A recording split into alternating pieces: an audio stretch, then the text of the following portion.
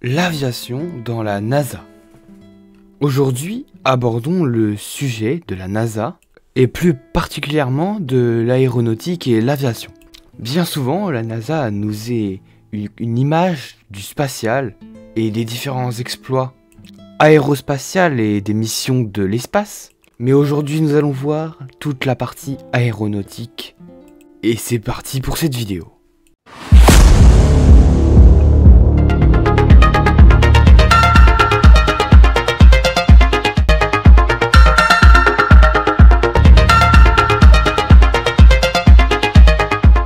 En effet, la NASA National Aeronautics and Space Administration, qui a été créée en 1958, contient toute une partie concernant le spatial et une autre concernant l'aéronautique.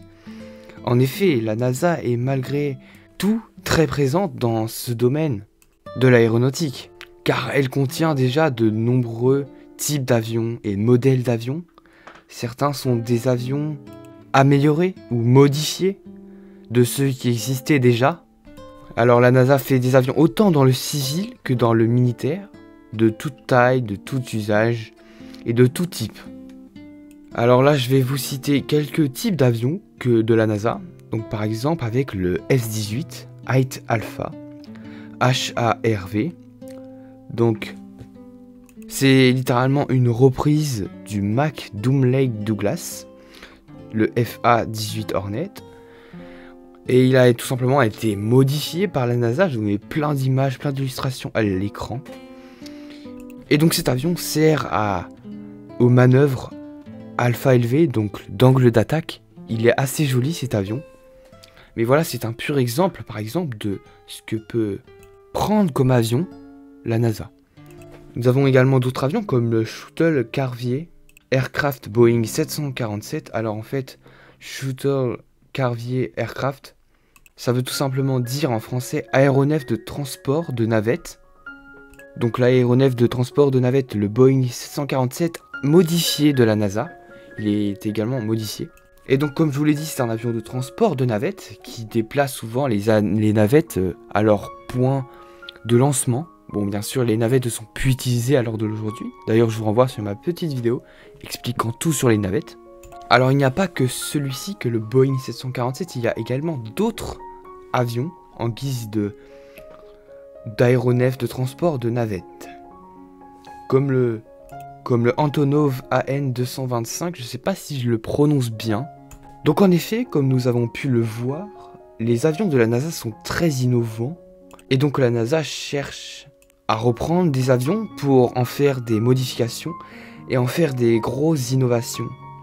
Ou tout simplement pour les utiliser pour leur bien, comme avec les SCA, qui sont non pas des modifications pour aider à la recherche scientifique sur un domaine précis, mais plutôt pour les aider, eux, à transporter leurs navettes plus facilement. Donc comme on l'a vu précédemment. Mais ils innovent même dans, par exemple, beaucoup plus de domaines, comme l'aviation durable, mais comme aussi les domaines des avions autonomes, des avions sans pilote, qui est aujourd'hui pas mal abordé dans beaucoup d'entreprises, pas que la NASA.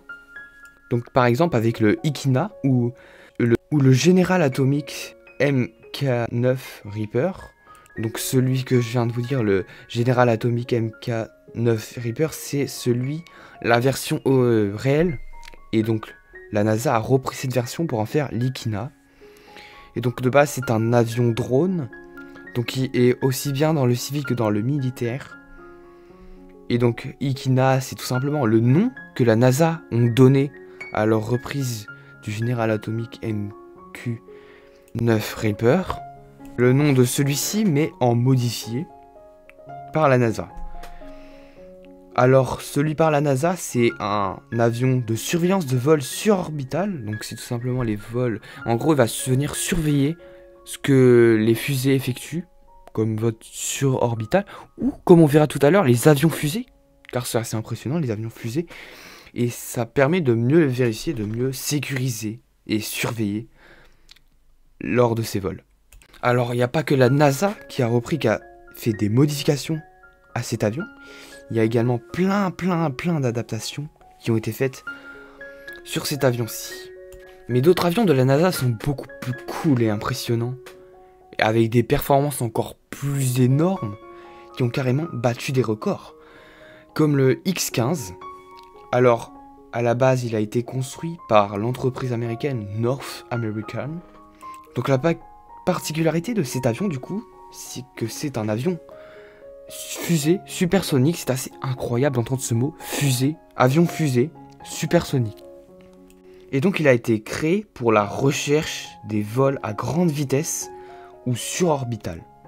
Donc en gros, cet avion, il nous sert tout simplement à expérimenter le vol à même à très grande vitesse, à faire des recherches sur celui-ci. Et donc, par conséquent, il a établi de nombreux records, comme l'altitude et la vitesse, tout simplement, qui a été assez énorme. Alors, ce type d'avion, c'est vraiment impressionnant. Et c'est le février 1954 que la NASA vient à la recherche de cet avion, car de base c'était à North American. Mais donc c'est à partir de 1954 que la NASA s'est penchée sur ce sujet pour aller chercher cet avion et ajouter peut-être des modifications ou juste l'utiliser pour ses propres intérêts. Donc il en existe très peu. Mais malheureusement cet avion, vous le doutez bien, il a causé plusieurs accidents. Vous vous doutez bien quand même que aller à de très grande vitesse, un avion fusée quoi, avec très haute altitude, ça cause plusieurs accidents. C'est le seul inconvénient, si je puis dire. Et donc le X-15 ne peut pas décoller sur une piste comme les avions classiques.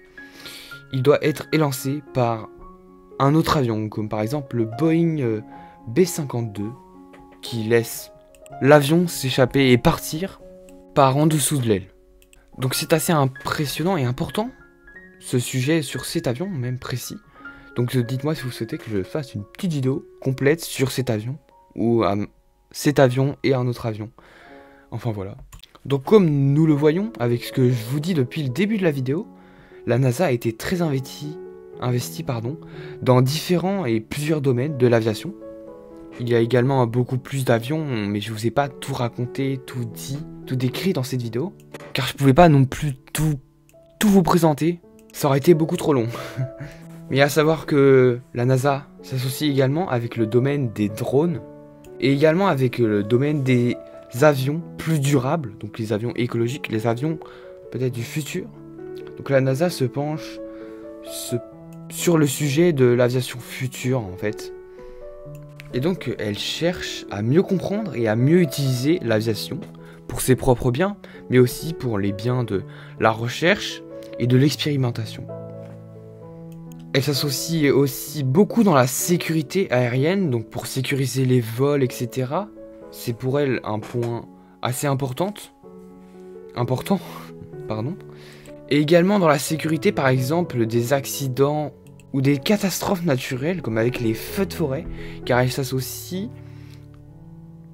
avec tout simplement ces incidents, ces incendies. Elle tourne ses satellites du côté des forêts pour mieux observer les feux de forêt et pour être ainsi plus efficace lors de ce type d'incident. Mais bon, là on s'écarte un petit peu du sujet. Donc comme vu précédemment, la NASA cherche également à développer des appareils impressionnants, comme avec le domaine des appareils supersoniques et hypersoniques. Donc voilà un petit peu pour cette petite vidéo sur le rôle de la NASA, tout simplement, dans l'aviation. Donc j'espère que cette petite vidéo vous aura bien plu. Et donc voilà, comme je vous l'ai dit, si vous souhaitez que je vous refasse une vidéo plus précise et complète sur plusieurs avions en particulier, comme avec le X-15, je suis sûr que je peux plus développer sur ce sujet qui est tout simplement passionnant. Et je peux vous faire plusieurs avions, plusieurs descriptions et présentations d'avions. Donc voilà, c'est la fin de cette vidéo. Donc ce qu'il faut retenir, c'est que c'est juste en fait qu'il ne faut pas oublier l'importance de la NASA dans l'aéronautique et dans l'aviation, malgré tous ces énormes exploits qu'elle a réalisés auprès du spatial tout simplement, et de l'aérospatial. Donc voilà, moi je vais vous dire A plus, on se retrouve la semaine prochaine pour une prochaine vidéo.